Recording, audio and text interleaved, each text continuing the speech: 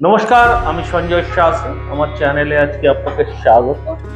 আজকে বলবো নর্থ কিংবা নর্থ ইস্টে যদি আপনার সিঁড়ি থাকে, কি ধরনের অ্যাট্রিবিউটস আপনি পাবেন, কি ধরনের যোগ আপনার জন্য তৈরি হবে।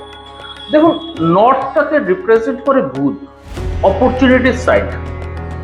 যদি আপনাকে গেট থেকে ঢোকার সময় কিংবা নর্থে যদি সিঁড়ি থাকে, দেখবেন আপনার বাচ্চা সুখে কমতি থাকবে, কোনো কারণে বাচ্চা আপনার থেকে দূরে থাকবে, বাচ্চার মেজর হেলথ ইস্যুস দেখা দিতে পারে।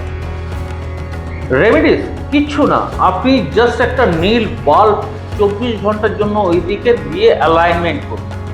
দেখুন, প্রত্যেকটা জিনিসেরই একটা অ্যালাইনমেন্ট দরকার। যার যত ভালো অ্যালাইনমেন্ট হবে, খরচা করার দরকার নেই লাখ লাখ টাকা। আপনি শুধু এই নীল বাল্বটা জ্বালিয়ে 24 ঘন্টা জ্বালিয়ে রাখুন, আর একটা ফোয়ারার মতো কিছু ব্যবস্থা করুন যেটা জলটাকে রোটেট করবে।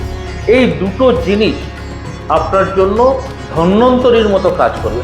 আর যদি নর্থে আপনার সিঁড়ি থাকে, একটা পর্দার ব্যবস্থা করুন, যেটা ঢুকেই যেন ওই নর্থ ইস্টের সিঁড়িটাকে প্রেস না করে। এটুকু করুন, ভালো থাকবেন। আর দেখুন, লাখ টাকা খরচা করলেই যে আপনি সুস্থ থাকবেন, ভালো থাকবেন, নট লাইক দ্যাট।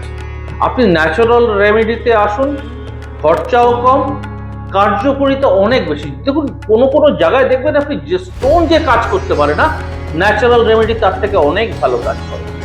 এর অ্যাট্রিবিউটসটাকে এনজয় করুন। আমার মনে হয় না আপনার বেশি পয়সা খরচা করার দরকার হবে।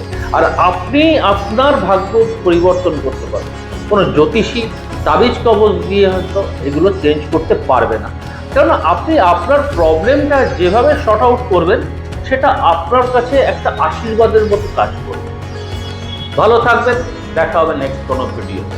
নমস্কার।